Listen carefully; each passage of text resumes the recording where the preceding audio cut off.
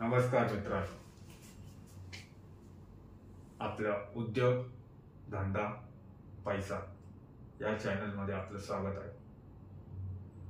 नेमका उद्योग म्हणजे काय हो? जो आपण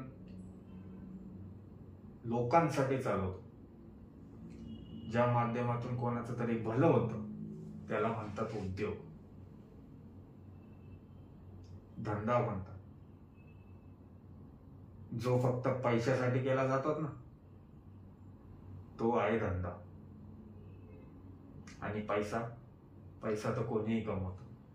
किंबहुना तुम्ही असं म्हणा की जगण्यासाठी पैसा आवश्यक आहे. तर सध्या महाराष्ट्रात एक विषय गाजतोय, तो आजचा नाही पण त्याचं लोन मात्र आज खूप जोरात आहे. तो विषय म्हणजे मराठा आरक्षण. कित्येक तरुणांनी आत्महत्या केल्या, त्यांचे परिवार उघड्यावर आले. तर नेमका हा मराठा आरक्षण विषय आहे काय? आपल्या चॅनलचं नाव आहे उद्योग धंदा आणि पैसा. तर या उद्योग धंदा आणि पैसा याचा नेमका मराठा आरक्षणाशी काय संबंध? जर हे आपल्याला जाणून घ्यायचं असेल ना, तर मराठा आरक्षणचा थोडासा खोलीत जावं लागेल, थोडासा इतिहास बघावा लागेल. तर मराठा आरक्षणाचा सर्वप्रथम प्रश्न जर कोणी चव्हाट्यावर आणला असेल तर तो आहे स्वर्गीय अण्णासाहेब पाटील. सर्वप्रथम मुंबईमध्ये त्यांनी आरक्षणासाठी मोर्चा काढला. त्या मोर्चाच्या सभेत अण्णासाहेब म्हटले होते की उद्या सूर्य उगवायच्या आज जर सरकारने आरक्षण दिलं नाही तर मी आत्महत्या करेल. आणि त्या दिवशी निवेदन देण्यात आलं, पण सरकारने कोणताही निर्णय घेतला नाही. दुसऱ्या दिवसाची पहाट ही मराठ्यांसाठी एक काळोखी पहाट होती. त्या दिवशी अण्णासाहेबांनी स्वतःच्या रिव्हॉल्वर मधून स्वतःवर गोळी झाडून आत्महत्या केली आणि आरक्षणाच्या प्रश्नाने पेट घेतलं. त्यानंतर बाबासाहेब भोसले यांचं सरकार होतं. सरकार पडलं, आरक्षणाचा प्रश्न पार झाला. त्यानंतर जो मराठा आरक्षणाचा प्रश्न चालू परत ज्वलंत झाला तो 2003 साली शालिनीताई पाटील. आता शालिनीताई पाटील आणि मराठा आरक्षण आणि त्यांना कसं संपवलं, काय झालं, राजकारण, हा भाग खूप वेगळा आहे, यात आपल्याला पडायचं नाही. त्यानंतर पुन्हा एकदा मराठा आरक्षणाचा प्रश्न 2013 साली चव्हाट्यावर आला. 2014 साली निवडणूक होती. काँग्रेस राष्ट्रवादीचं आघाडी सरकार होतं. त्यामुळे सरकारने घाईघाईने राणे समिती, नारायण राणे जे कोणी आज ते आणि त्यांचे 2 मुलं जे मराठा आरक्षणावर बोलतायत ना, तेच नारायण राणे, त्यांनी पूर्ण त्या समितीच्या माध्यमातून पूर्ण महाराष्ट्राचा डाटा गोळा केला मराठ्यांचा. आणि 2014 साली निवडणुकीच्या आधी तोंडावर आघाडी सरकारने मराठ्यांना 16% आरक्षण दिलं. मग ते कोर्टात गेलं, कोर्टात तिथं रद्दबातल ठरवण्यात आलं. हा सगळा भाग वेगळा. मग नंतर 2017 साली भाजप शिवसेनेचं सरकार होतं, हिंदुत्ववादी सरकार. त्यांनी परत मराठ्यांना ESBC हा प्रवर्ग निर्माण करून आरक्षण दिलं. तेव्हाही मोर्चे निघाले. त्याच्यानंतर जे काही दिलं त्याच्यानंतर मिळालं. त्या मोर्चानंतर कित्येक लोकांनी आत्महत्या केल्या, कित्येक बळी अण्णासाहेबांचा पहिला जे हुतात्मा मराठा आरक्षणासाठी झाले ना, ते अण्णासाहेब पाटील झाले. त्यांच्यानंतर जर तुम्ही लिस्ट काढली ना, ती ही लिस्ट खूप मोठी आहे आणि ती अजून सुद्धा थांबत नाहीये. हाच इतिहास आहे आणि हेच वास्तव आहे. त्यानंतर जे आरक्षण आपण थोडक्यात फडणवीस सरकार म्हणू शकतो, कारण की मीडिया आणि सर्व ठिकाणी तर फडणवीस सरकारच म्हटलं जात होतं.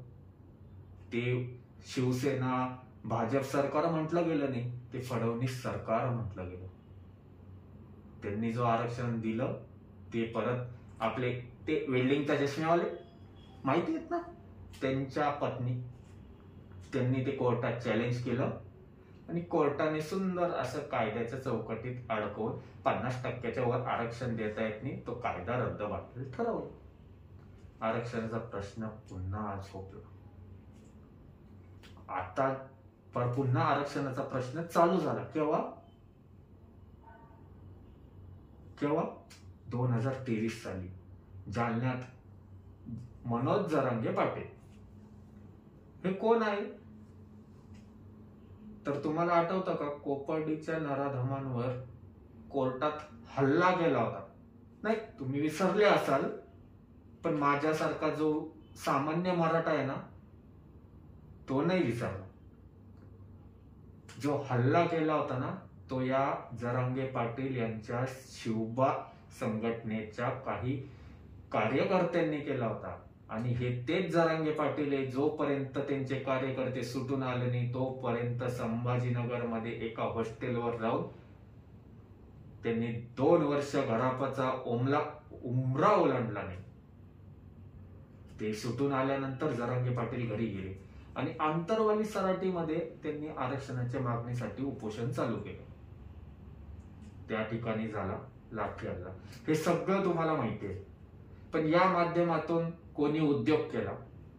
तर मित्रांनो, खरा उद्योग जो केलाय ना, तो अण्णासाहेब पाटलांपासून तर जरांगे पाटलांपर्यंत जे कोणी हुतात्मे झाले ना, त्यांच्यासह त्यांचा त्याच्यात खारीचा वाटा आहे. जो उद्योग केला ना, तो त्यांनी केला. का बर? की त्या उद्योगातून समाजाचं काहीतरी भलं होणार होतं, म्हणून त्यांनी उद्योग केला. पैसा म्हणाल, धंदा म्हणाल, तर तो धंदा कोणी केला? ज्यांचं कोणतंही काहीही नव्हतं, कोणताही इन्कम सोर्स नव्हता.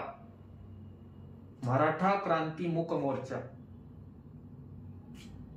60 ते 70 मोर्चे निघाले. जास्तही असतील छोटे मोठे पकडून, आकडेवारी चुकू शकते, आकडेवारी एवढी महत्वाची नाही. तर त्या मोर्चांमध्ये जे स्कूटरवर होते ना पहिले, त्यांनी फॉर्च्युनर पर्यंत पोहोचले. कुठून आला पैसा? कुठून आला? आहे का उत्तर? कोणाच कडे नाही मित्रांनो. जो धंदा गेला ना, तो यांनी गेला. ह्या जे समन्वयक आहे, यांच्यावर जो तरुणांनी विश्वास ठेवला, त्या विश्वासाला तडा देण्याचं काम या समन्वयकांनी केलं. घर भरले. कधी समाजाने प्रश्न नाही विचारला की हा पैसा आला कुठून? तुमच्याकडे काय होतं जे मराठा क्रांती मोर्चात तुम्ही एवढं हे दिल्यानंतर, एवढा वेळ दिल्यानंतर तुमच्याकडे अचानकपणे पैसा निर्माण झाला? मराठा क्रांती मोर्चानंतर तुमची परिस्थिती कस काय सुधारली? हे धंदे काळे बाजार तुम्ही केले, हे खरं आहे. आणि पैसा तर कमवला राजकारण्यांनी. ही समिती स्थापन करा, ती समिती स्थापन करा, कोर्टात जा. तो पैसा कमवला प्युअर राजकारण्यांनी. पण तुम्हाला सांगतो, जर आज आरक्षण मिळालं नाही ना, तर हा जो तरुण आहे ना, हा तरुण ना सरकारला सोडेल ना कोणाला. हे तुम्हाला कदापि माफ होणार नाही. आणि हा थोडस आपण जरा खोलात जाऊया. मराठा आरक्षणाचे मारेकरी कोण? चला, आता आघाडी सरकारने आघाडी सरकार जरा मागच्या थोडस मागे जाऊ आपण. आघाडी सरकारने आरक्षण दिलं होतं, बरोबर? ते कोर्टात चॅलेंज झालं. तो कोर्टात चॅलेंज करणारा केतन तिरोडकर हा कोणाचा माणूस ते तुम्हीच शोधा. त्याच्यानंतर दुसरं आरक्षण जे दिलं ते भाजप सरकारने, तो नंतर तो चॅलेंज करणारा, कोर्टात चॅलेंज करणारा, तो वेल्डिंगचा गॉगलवाला, त्याची बायको, तो कोण ते तुम्हीच शोधा. अजून एक के जाता आता एवढंच सांगतो मित्रांनो, की महाराष्ट्रातील तरुणांवर, मराठा तरुणांवर खूप गुन्हे दाखल झाले. मराठा क्रांती मोर्चाच्या वेळेसही झाले, आताही झाले. आणि योगायोग आहे का नाही हे तुम्ही ठरवा. तेव्हाही गृहमंत्री एकच होते, आताही गृहमंत्री एकच आहे. आमदारांच्या घरावर हल्ले झाले, तेव्हा गृहमंत्री मात्र छत्तीसगडच्या प्रचारात व्यस्त होते. तर मग महाराष्ट्रात मराठ्यांच्या आरक्षणात खोड घालणारे अनाजी पंत कोण, हा तमाम महाराष्ट्राला प्रश्न आहे. आणि तो अनाजी पंत कोण हे कमेंट मध्ये सांगायला विसरू नका. भुजबळ साहेबांबद्दल पुढच्या व्हिडिओत. तोपर्यंत बघत राहा उद्योग, धंदा, पैसा.